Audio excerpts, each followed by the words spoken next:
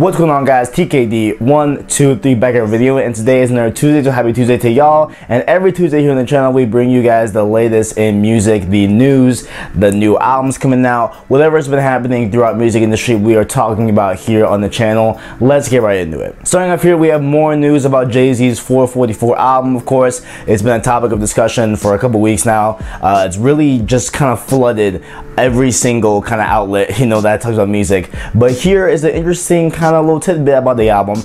It was, nearly illegally downloaded over 1 million times in its first 3 days of it coming out. So that, of course, is a prediction that myself made and a lot of other people made, with how exclusive the album initially was at launch. Now, of course, it is now on Apple Music, it's now on iTunes, stuff like that. So there's a little bit more places to get it, right? But, in its first, few days of it being out, it was very, very exclusive, and that led, obviously, to a lot of people, and, myself, with that people, to allude to it being very, very heavily pirated. And of course, here we see the numbers, obviously here, almost 1 million illegal downloads within 3 days. So obviously there, and even I think Snoop Dogg even admitted it too. Even Snoop Dogg himself admitted, yeah, like he wasn't sure like how to get the album. He thought it would just be on iTunes. It wasn't. So he had one of his homies go get the album for him and bootleg it. So again, we see here even big time stars aren't really afraid to do what they have to do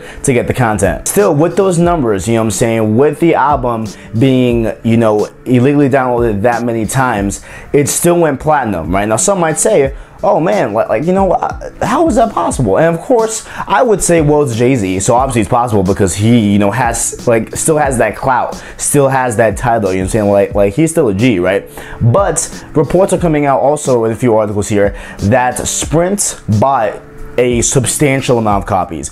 It's nearly 1 million. Some are saying it's over 1 million. Some are saying we're at 1 million. But Sprint, the actual company, bought a bunch of copies to be able to stream it to their audience, to the people that have Sprint, stuff like that. That's a part of the deal. And those numbers are being counted into Jay-Z's platinum. So it's a little bit misleading there. It's a little bit more of like padding the numbers and stuff like that. It's a little bit like that. But, it's just, to me, it feels a little bit dirty, right? Because it kind of looks like Jay-Z intentionally did this, which, to me, I'm like, dude, like you have so much clout still.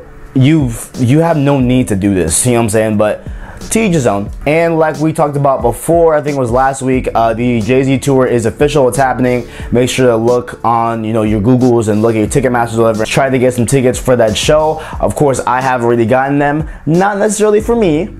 I'm not going, but I bought tickets, you know what I'm saying, for someone else in the family, I'll leave it unsaid, but I have secured tickets for another individual, now myself. And also one more tidbit of 444 news. The physical CD has launched on Amazon. It was on July 7th it came out, so a couple of days ago. And you can now officially buy the 444 CD, which includes the confirmed 3 bonus tracks that we all talked about last week. So you guys can go buy that as well. I'm not sure if it's in stock. I doubt it's in stock right now, but maybe it is. Maybe you can snag a little bit of those, and I will have a way to listen to those 3 tracks at some point. I won't do it now, but I will find a way to listen to those 3 tracks. Next up here, we have a tidbit of history here, and Tupac Shakur's letter to Madonna, to Love Letter, went up for sale this week. Now the letter is very, very interesting and very cool, right? So it kind of details some things about their I guess love interests between each other, their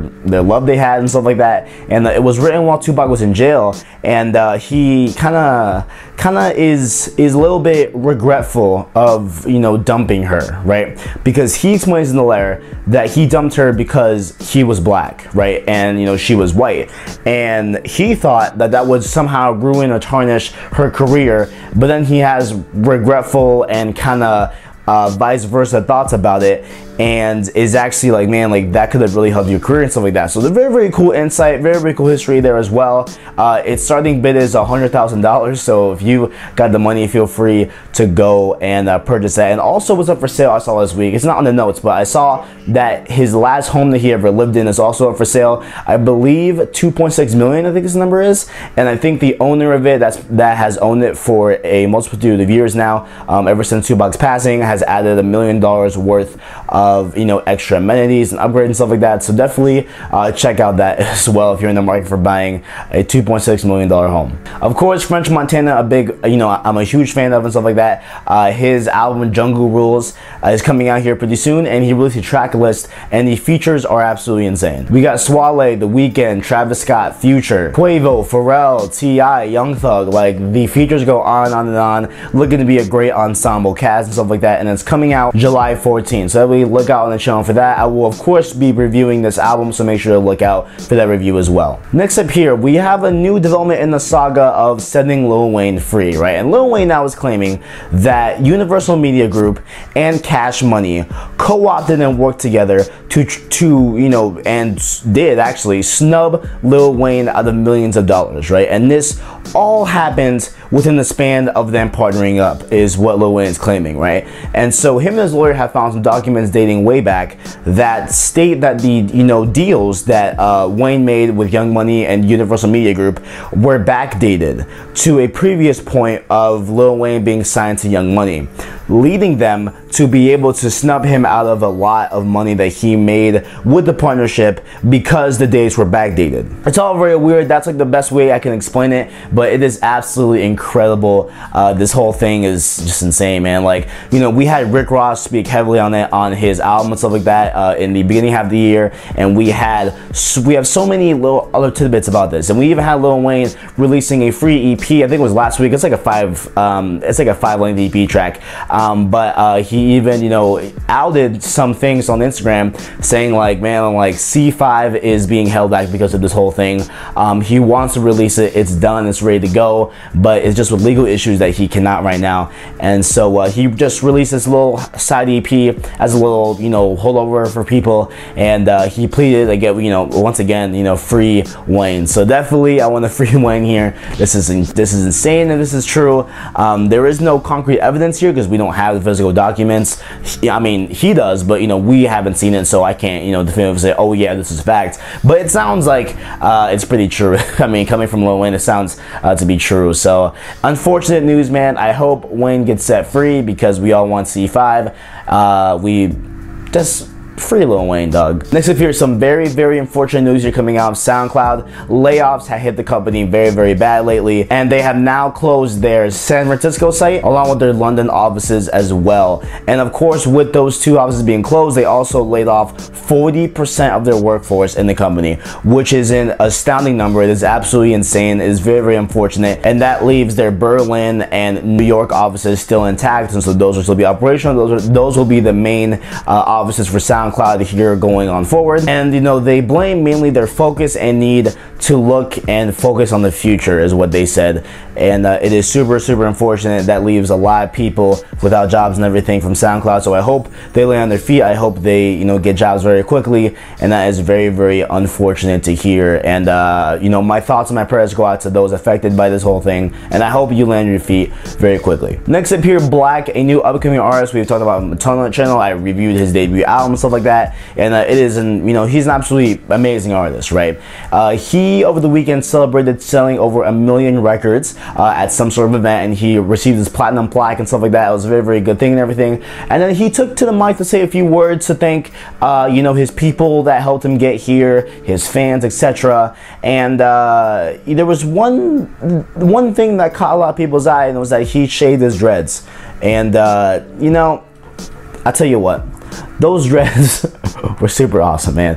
They were unique. They set you apart. And now he has a cut like legit like this, like it's just straight up, just like, you know, a clean cut. Of course, you know, I'm not here to judge your hairstyle. Do what you will, but I will miss those dreads because they make you look kind of like very, very, very unique. It kind of set you apart from everybody. So RIP to Black's dreads. This is the same kind of feeling we got when Weeknd shaved his Rosarbo and stuff like that. So RIP to the dreads. I hope they come back. Probably won't, but hope they come back. Next up here, we got some news from Rick Ross a few weeks ago, actually a few months ago at this point, that Meek Mill will be dropping a new album called Wins and Loses, and we now officially have word from Meek Mill about some more details on the album. We have received the release date coming out July 21st, so on July 21st we'll be getting the Wins and Losses Meek Mill album and stuff like that, and we also got the cover, which features a bunch of, you know, not hand taken, bunch of, well yeah, I guess hand taken, it's right, it's right verbiage, but you know, some pictures of Meek Mill's live and stuff like that, some of his past, some present, stuff like that, and it's all kind of in this collage looking thing on the album cover. So it looks a little bit kind of like a true to self-esque thing, where there's a bunch of photos. Granted, there's more photos in this one, obviously, but you know, like kind of in the same vein, where it's kind of portraying a more personal vibe to the album cover. It looks all right, you know, man, you know, it looks okay, it looks cool, and I would definitely be checking this out as well, because I did enjoy his Dream Chasers 3 or 4 album. I forgot which one it was. I think it was 4. You know, that was a great album, so I'm gonna definitely check out this upcoming Wins and Losses album as well. Next up here on the news, what's making the rounds a lot here is the 21 Savage and Amber Rose relationship and stuff like that. It's been taken off lately. Like, we have people, you know, following them and stuff like that. There was a video that leaked of 21 professing, you know, his love to Amber and stuff like that, and then there was some other images of him taking her to the hood to meet his mom and everything. And then TMZ, you know what I'm saying, decided to be, you know, the journalist TMZ, you know, is and everything. They decided to go ask Wiz Khalifa about it, and Wiz Khalifa didn't give a shit, really. Like, he straight up shipped the relationship. He, you know, is happy for them. He's chill about it. He's whatever. So big ups to Wiz for, you know, being an adult about this whole thing. You know what I'm saying? Like, you know, people break up, people move on, they meet new people and stuff like that. So definitely thumbs up to Wiz Khalifa for the good nature, if you will. You know what I'm saying? Not being outlandish or whatever and stuff like that. And they seem to be happy together, so, you know, it's cool. Just let it be. I don't know why it's a big deal, you know what I'm saying? Just let them be. And lastly here, I want to mention some, you know, artists that have been spotted in the studio together, right? So we now have Dr. Dre and J. Cole have been spotted in the studio working together, so that should be some things are developing there. Really, really cool to see that. And also, the biggest one that we saw this week, right? The straight up legit one. It is Kanye West and Migos in the studio together. Whew. If we get Migos on the next Kanye West album, boys, it's lit. It's gonna be lit. It's gonna be fire. Holy crap. Drop now, please. Oh my god, dude, it's gonna be freaking amazing. Ladies and gentlemen, that is all we got for the news today. If y'all enjoyed, make sure to leave a like, subscribe, and share it down below. I appreciate all the feedback you guys give me, and make sure to check out all my other content in the channel as well. Thanks for watching, and as always, I got you.